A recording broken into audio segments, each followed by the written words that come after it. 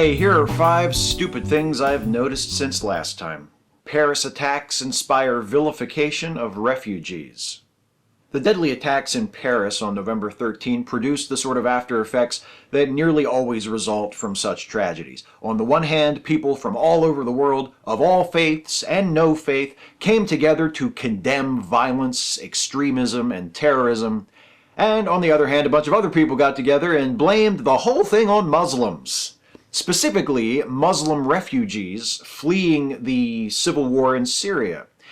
Even though blaming Muslims in general for terrorism is exactly what Islamist terrorist groups like the so-called Islamic State want us to do. Ah well, at least we can always turn to our leaders in times like this. Republican presidential candidates compete over who can be a bigger dick to refugees. Not all of our leaders, of course, and certainly not these clowns, who have spent the weeks since the Paris attacks playing a grotesque game of anti-refugee one-upmanship. Every major Republican presidential candidate has called for the United States to stop accepting Syrian refugees, except for Carly Fiorina and Jeb Bush, who said we should focus on helping the Christian refugees.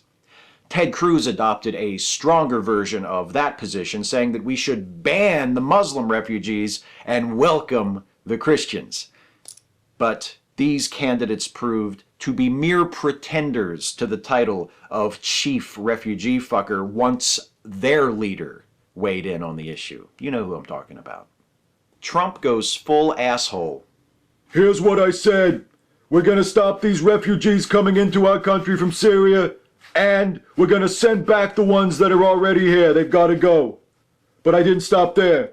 I also fanned the flames of anti-Muslim hysteria by claiming that thousands of Muslims in New Jersey celebrated after the 9/11 attacks. The media says there's no evidence it happened. I say it did. Who are you going to believe?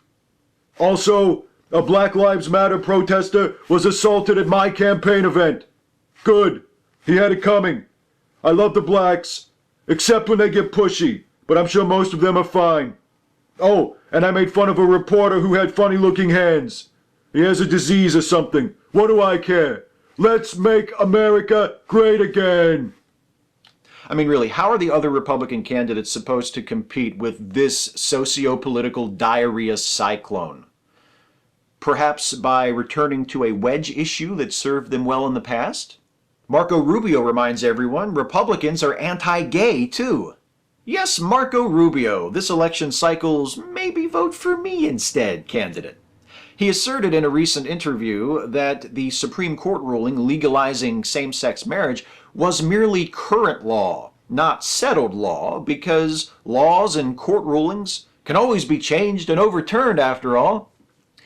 I'm sure that was cheering not just to the homophobes watching at home, but also the racists, some of whom no doubt pumped their fists in excitement at the realization that the 13th Amendment is merely current law, not settled law, and slavery is still on the table. Fox News ignores Black Lives Matter shooting. On November 23rd, a group of white supremacists shot and wounded 5 people at a Black Lives Matter event in Minneapolis that had been organized to protest the killing of Jamar Clark a week earlier. The next day, according to Media Matters, Fox News Channel spent a grand total of 1 minute and 16 seconds discussing the story.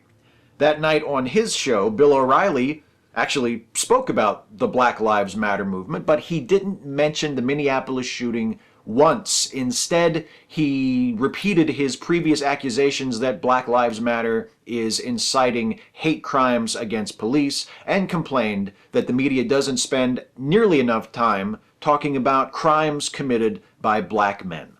Yes, clearly that's the problem, that we don't place enough blame for crime on black folks. Don't believe me? Ask my fellow white people on Fox News. They'll tell you. And by the way, I'm sure many of you already know that on Friday there was a deadly shooting at a Planned Parenthood clinic in Colorado Springs. As of the recording of this video Saturday afternoon, only Ted Cruz has mentioned anything about the shooting in public. The other Republican presidential candidates have not breathed a word about it. It seems that damning silence is the order of the day for the right wing. The hardest part is only picking 5. Catch you next time.